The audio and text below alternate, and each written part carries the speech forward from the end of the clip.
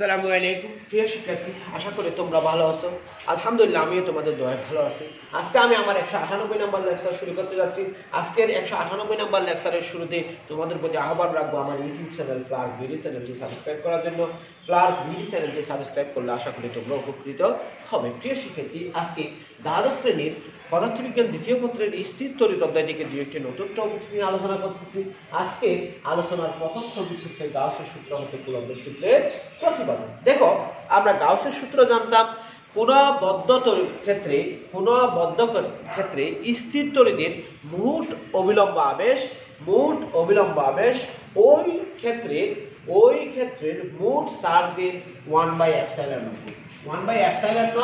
গুণ। তাহলে আমরা লিখতে পারি মোট অবিলম্ব আবেশ dn সমান q/ε0, q/ε0। আর কুলম্বের সূত্রটা আমরা জানি। কুলম্বের সূত্র হচ্ছে দুইটি বিন্দু চার্জের যদি দুইটি চার্জ পরস্পর হতে r দূরত্বে অবস্থান করে, সেই ক্ষেত্রে তাদের মধ্যে আকর্ষণ এবং বিকর্ষণ বল তাদের চার্জের মানের গুণফলের সমানুপাতিক এবং চার্জের মধ্যবর্তী দূরত্বের বর্গের ব্যস্ত আনুপাতিক। বর্গের কি আনুপাতিক? ব্যস্ত আনুপাতিক।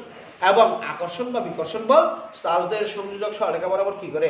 ক্রিয়া করে। এখন দেখো প্রিয় শিক্ষার্থী, আমরা কিভাবে গাউসের সূত্র থেকে কুলম্বের সূত্রের প্রতিপাদন করব সেটা আমরা দেখব। এখন আমরা মনে করলাম কোন একটি বিন্দুতে প্লাস কিউ পরিমাণ চার্জ আছে। এই বিন্দুর চারিদিকে একটি গোলক কল্পনা করলাম। এই গোলকের ব্যাসার্ধ হচ্ছে r। এই গোলকের ব্যাসার্ধ হচ্ছে কি? r ব্যাসার্ধ বিশিষ্ট একটি কি কল্পনা করলাম? গোলক কল্পনা করলাম। এই গোলকের তলটা গাউসীয় তল হিসেবে অবস্থান করে। গোলকের তলটা গাউসীয় তল হিসেবে কি করে অবস্থান করে? এই গোলকের পৃষ্ঠের উপর একটি বিন্দু ফি কল্পনা করলাম। ফি কল্পনা করলাম। দেখো, যেহেতু গোলকটিতে প্লাস কিউ পরিমাণ চার্জ রয়েছে, সেহেতু গোলকটির সর্বত্র তড়িৎ প্রাবল্য কি হবে? সমান হবে। এবং তড়িৎ প্রাবল্যটা ফি বিন্দুতে প্রাবল্য ই এর দিক ব্যাসার্ধ বরাবর বাইরের দিকে হবে। ফি বিন্দুতে প্রাবল্য ই এর দিক ব্যাসার্ধ বরাবর কোন দিকে হবে? বাইরের দিকে অবস্থান করবে। যেহেতু প্রাবল্য ও কেন্দ্র বিশিষ্ট গোলকের সব জায়গায় সমান এবং প্রাবল্য ফি বিন্দু অভিমুখী বা আর ব্যাসার্ধ বরাবর বহির্মুখী, সেহেতু আমরা লিখতে পারি তড়িৎ প্রাবল্য গোলকটির সর্বত্র কি থাকবে? বা গোলকের পৃষ্ঠের সর্বত্র সমান থাকবে। আবার ই এবং ডিএস, যেহেতু ই এবং ডিএস এই পি বিন্দুটা যে ক্ষেত্রের মধ্যে অবস্থান করে, সেই ক্ষেত্রকে আমরা ক্ষুদ্র ক্ষেত্র ডিএস কল্পনা করলাম। এই ডিএস এবং ই গাউসীয় তলের প্রতিটি বিন্দুতে কি থাকবে? সমান্তরাল থাকবে। প্রতিটি বিন্দুতে সমান্তরাল কি করবে? থাকবে। তাহলে আমরা লিখতে পারি ই ডট ডিএস সমান আমরা লিখতে পারি ই ডিএস cos 0 ডিগ্রি। ই ডিএস cos কত ডিগ্রি? 0 ডিগ্রি। কেন ই ডিএস cos 0 ডিগ্রি লিখলাম? কারণ আমরা বলছিলাম যে ই এবং ডিএস প্রতিটি ক্ষেত্রে কি সমান্তরাল। সেহেতু cos 0 ডিগ্রির মান যদি 1 হয়, তাহলে আমরা পাচ্ছি ই ডট ডিএস সমান ই ডিএস। ই ডট ডিএস সমান কি? ই ডিএস। গাউসের সূত্র মতে আমরা জানি যে dn সমান q/ε0। সমীকরণ 2, q/ε0। বা আমরা এখানে লিখতে পারি ই close integration E dot d s সমান q/ε0। সমীকরণ 3, 1 ও 3 হতে আমরা লিখতে পারি ক্লোজ ইন্টিগ্রেশন ই ডিএস সমান q/ε0। সমীকরণ 4। দেখো, ই ডট ডিএস সমান আমরা পাইছিলাম ই ডিএস। সমান আমরা কি পাইছিলাম? ই ডিএস। বা আমরা এখানে লিখতে পারি, দেখো ই বের করে দিলাম, ক্লোজ ইন্টিগ্রেশন ডিএস সমান q/ε0। বা ই, দেখো এই ডিএসটা গোলকের একটি তল, কি ক্ষুদ্র তল বা পৃষ্ঠ। তাহলে ডিএস কে যদি আমি সমাকলন করি, তাহলে টোটাল গোলকের ক্ষেত্রফল পাবো। হবে 4πr²। তার মানে ই সমান ই * 4πr² q/ε0। ই * 4πr² সমান q/ε0। দেখো তড়িৎ প্রাবল্য E সমান আমরা কি জানি, তড়িৎ প্রাবল্য E সমান, এটাকে আমরা 5 নং সমীকরণ দিই। আবার আমরা E সমান জানি যে 1/4 pi epsilon naught q by r square. 1/4 pi epsilon naught q by কি স্কয়ার r স্কয়ার। এটাকে 6 নাম দিই। দেখো আমি এই 5 নং এবং 6 নং থেকে আমরা লিখতে পারি, 5 নং এবং কত নং থেকে, 6 নং থেকে আমরা লিখতে পারি, বা আমরা এখান থেকে আরেকটু কাজ করি, এই সমীকরণ থেকে আমরা লিখতে পারি E সমান 1/4 pi epsilon naught q by r square. অর্থাৎ 5 নং থেকে আমরা এটা পাইলাম। আবার দেখো, যদি ফি বিন্দুতে একটি q নট চার্জ স্থাপন করি, ফি বিন্দুতে যদি একটি q নট চার্জ স্থাপন করি প্লাস q নট চার্জ স্থাপন করি, তাহলে q নট চার্জের জন্য ক্রিয়াশীল বল হবে, q নট চার্জের জন্য ক্রিয়াশীল বল হবে F সমান q naught E।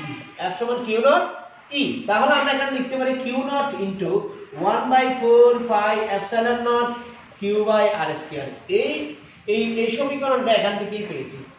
E into 4 pi r square সমান q বাই এপসাইলন নট থেকে আমরা পেয়েছি E সমান 1/4 pi epsilon naught into q by r square. এখন দেখো, তাহলে যদি আমরা একটু হিসাব নিকাশ করি, তাহলে আমরা পাচ্ছি 1/4 pi epsilon naught q naught by r square সমান হচ্ছে f। এটাই হচ্ছে কুলম্বের সূত্র। এটা হচ্ছে কিসের সূত্র? কুলম্বের সূত্র। অর্থাৎ নির্দিষ্ট মাধ্যমে দুটি বিন্দু আধানের মধ্যকার ক্রিয়াশীল বলের মান আধানদ্বয়ের চার্জের গুণফলের বা আধানদ্বয়ের গুণফলের সমানুপাতিক এবং এদের মধ্যবর্তী দূরত্বের বর্গের ব্যস্তানুপাতিক। এটি হচ্ছে কুলম্বের সূত্র। এটি হচ্ছে কি কুলম্বের সূত্র, যা গাউসের সূত্র থেকে আমরা কি করলাম, প্রতিপাদন করলাম। আশা করি বুঝতে পেরেছো। দেখো প্রিয় শিক্ষার্থী, আমরা এখন তড়িৎ ক্ষেত্রের প্রাবল্য নির্ণয়ে গাউসের সূত্রের ব্যবহার করব। তড়িৎ ক্ষেত্রের প্রাবল্য নির্ণয়ে কার সূত্র ব্যবহার করব?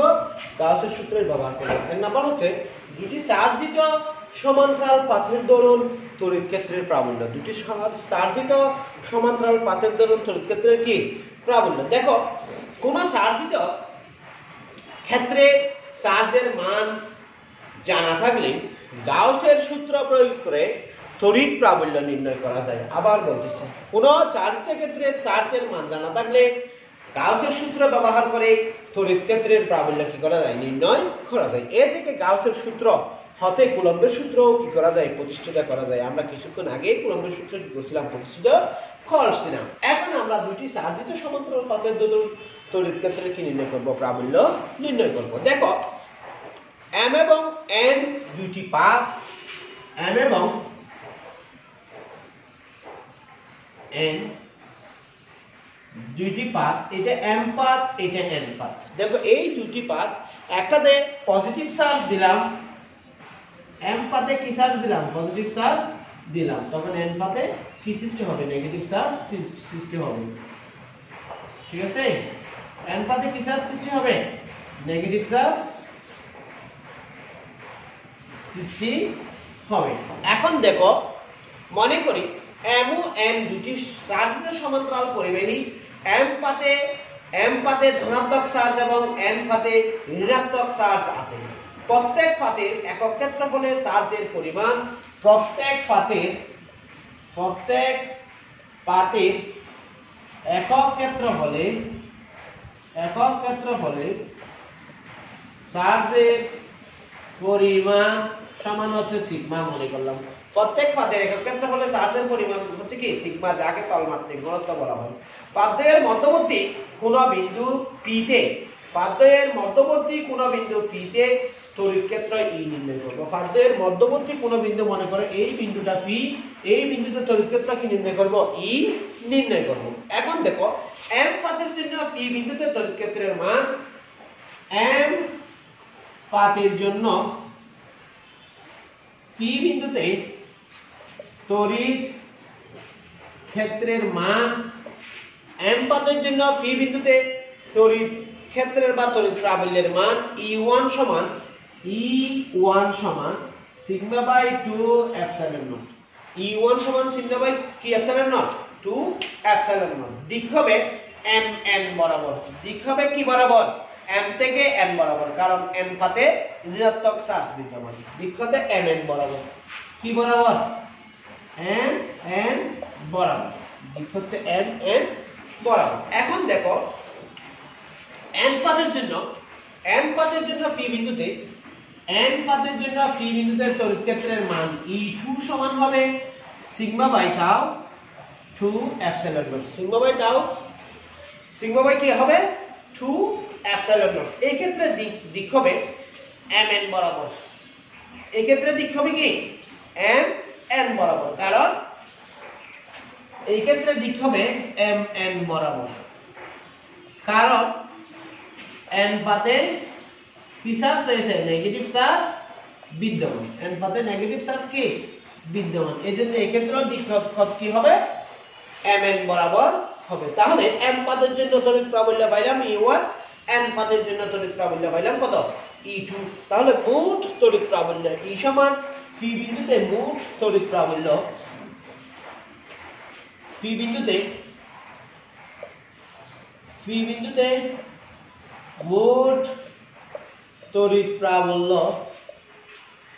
E সমান E1 প্লাস E2 সমান sigma by 2 epsilon naught plus sigma by 2 epsilon naught.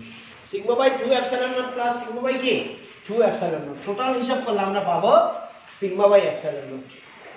Sigma by কত এপসিলন নট। এটাই হচ্ছে দুটি সমান্তরাল পাতের দরুন কোন বিন্দুতে তড়িৎ প্রাবল্য, দুটি সমান্তরাল পাতের দরুন কোন বিন্দুতে কি তড়িৎ প্রাবল্য। এই তড়িৎ ক্ষেত্রের দিক হবে সব সময় m থেকে কিসের দিকে n এর দিকে, অর্থাৎ ধনাত্মক চার্জ সাথে ঋণাত্মক চার্জের দিকে। আশা করি প্রিয় শিক্ষার্থী তোমরা দুটি সমান্তরাল পাতের দরুন তড়িৎ প্রাবল্য কিভাবে নির্ণয় করব বুঝতে পেরেছো। এখন আমরা চার্জিত পরিবাহীর নিকটে কোন বিন্দুতে তড়িৎ প্রাবল্য নির্ণয় করব। চার্জিত পরিবাহীর নিকটে চার্জিত পরিবাহী পাতের হবে, চার্জিত পরিবাহী পাতের নিকটে কোন বিন্দুতে তড়িৎ ক্ষেত্রের প্রাবল্য। দেখো আমি একটি পাত অঙ্কন করতেছি, দেখো এই একটি পাত, ঠিক আছে। এখানে অসংখ্য ধনাত্মক চার্জ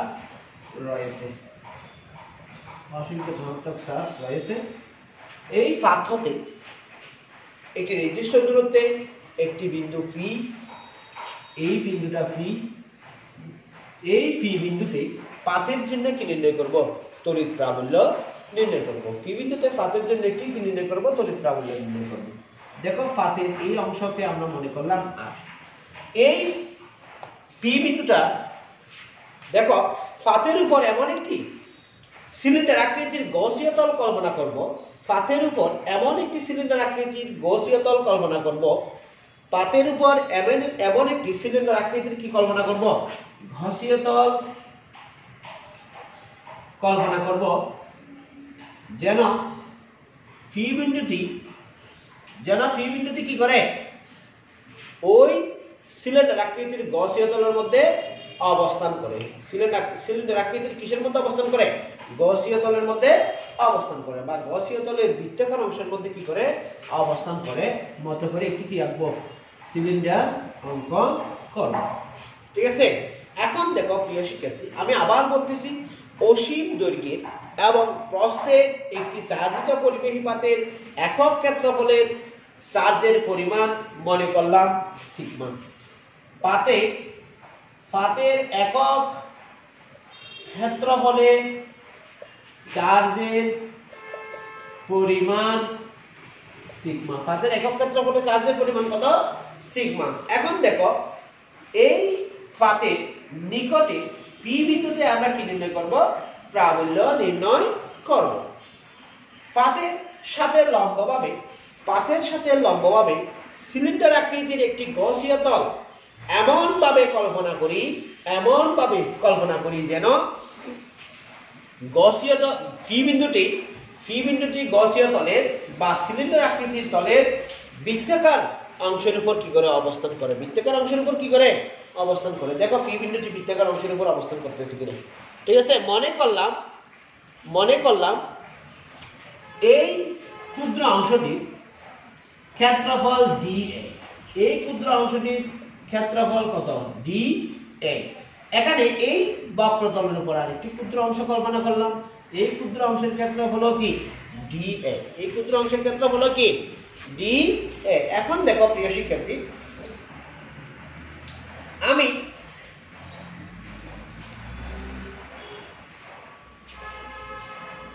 যেহেতু এই সিলিন্ডার আকৃতির গসীয় তলে মনে করতে পারি তড়িৎ প্রাবল্য ই সব জায়গায় সমান। তড়িৎ প্রাবল্য ই সব জায়গায় কি সমান। তড়িৎ প্রাবল্য ই যদি সব জায়গায় কি হয় সমান হয়, সেই ক্ষেত্রে আমরা লিখতে পারি, দেখো সেই ক্ষেত্রে আমরা লিখতে পারি এই ক্ষেত্রের নাম দিলাম S1, এই ক্ষেত্রের নাম দিলাম S2 এবং এই ক্ষেত্রের নাম দিলাম কত S3। ঠিক আছে, এখন দেখো এই তড়িৎ প্রাবল্যের দিক সর্বদা কোন দিকে বাহিরের দিকে। তার মানে এটি এই তলের সাথে সমান্তরালে অবস্থান করে, বৃত্তাকার তলের সাথে এই ইও বৃত্তাকার তলের সাথে কি অবস্থান করে সমান্তরালে অবস্থান করে। কিন্তু এই যে পৃষ্ঠের উপর যে বক্র পৃষ্ঠের উপর যে তলটা কল্পনা করছিলাম, বক্রপৃষ্ঠের উপর যে তলটা কল্পনা করছিলাম সেই তলের সাথে সেটি লম্বভাবে অবস্থান করে। সেই তলের সাথে সেটি কিভাবে অবস্থান করে লম্বভাবে, অর্থাৎ ই লম্বভাবে অবস্থান করে। তাহলে আমরা দেখতেছি যে গাউসের সূত্র যদি প্রয়োগ করি, গাউসের সূত্র অনুসারে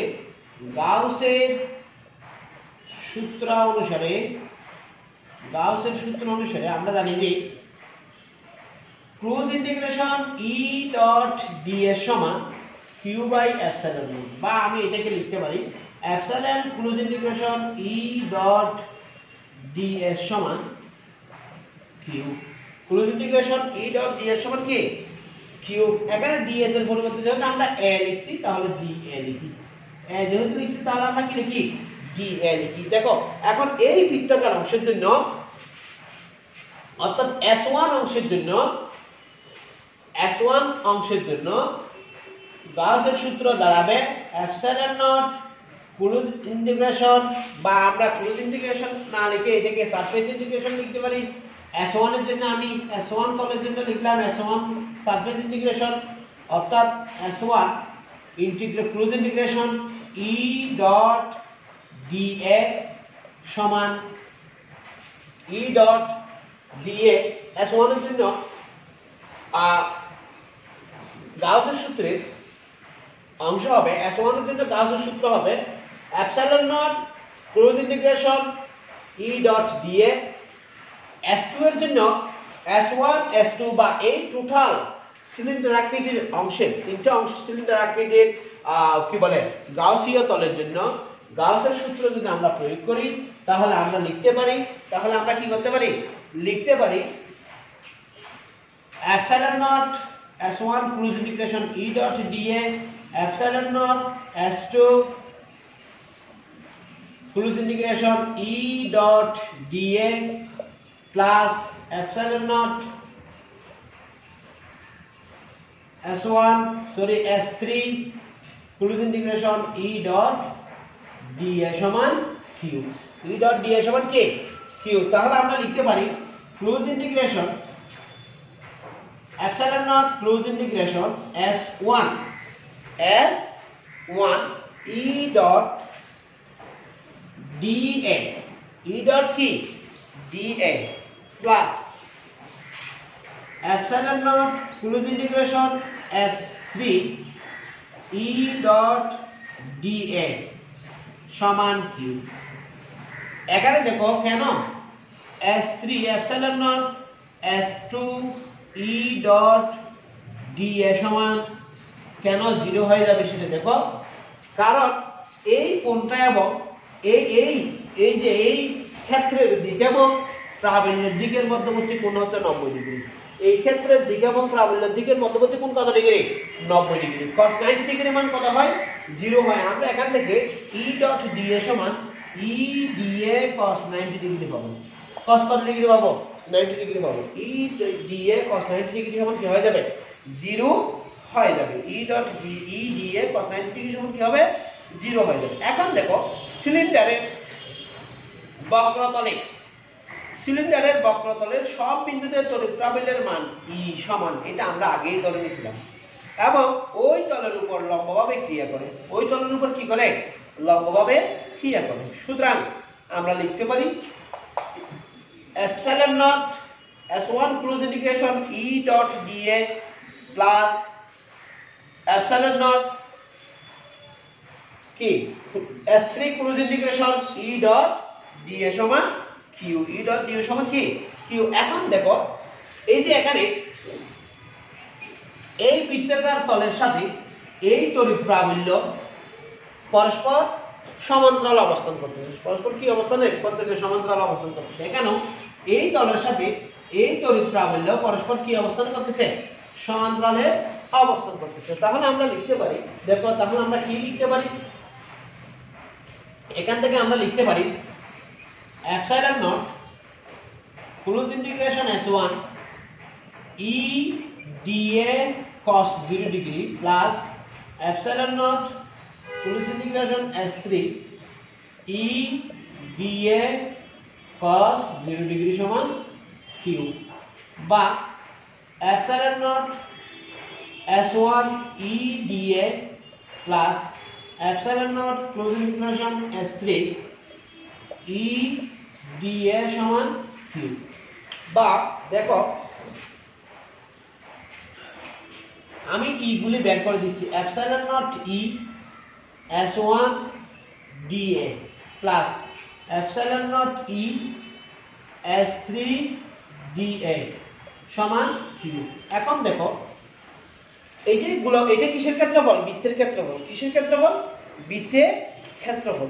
তাহলে আমরা লিখতে পারি সিলিন্ডারের প্রস্থচ্ছেদের ক্ষেত্রফল, সিলিন্ডারের প্রস্থচ্ছেদের ক্ষেত্রফল সমান হচ্ছে close integration dA। Close integration কি dA, সিলিন্ডারের প্রস্থচ্ছেদের ক্ষেত্রফল ক্লোজ ইন্টিগ্রেশন কি dA। তাহলে এই ক্লোজ ইন্টিগ্রেশন dA সমান ক্লোজ ইন্টিগ্রেশন dA সমান যদি আমরা ক্ষেত্রফল A লিখি, তাহলে আমরা এখানে লিখতে পারি epsilon naught E A plus epsilon naught E A সমান Q, মানে 2 এপসাইলন নট E A সমান Q। আমার কিসের মান দরকার? E এর মান দরকার। কার মান দরকার?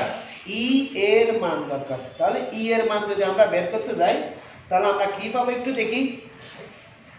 E এর মান যদি বের করতে যাই, দেখো আমরা E এর মান বের করলে কি পাবো?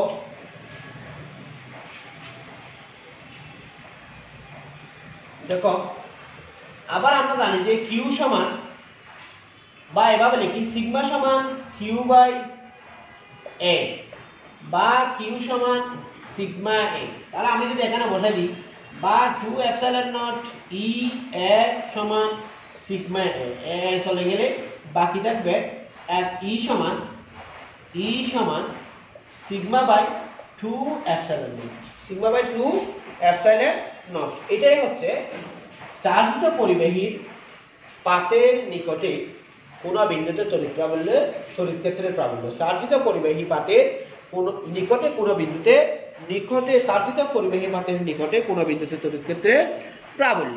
আজকে এই পর্যন্ত। আগামী এপিসোডে নতুন কোন টপিকস নিয়ে আলোচনা হবে। ভালো থেকো। আসসালামু আলাইকুম।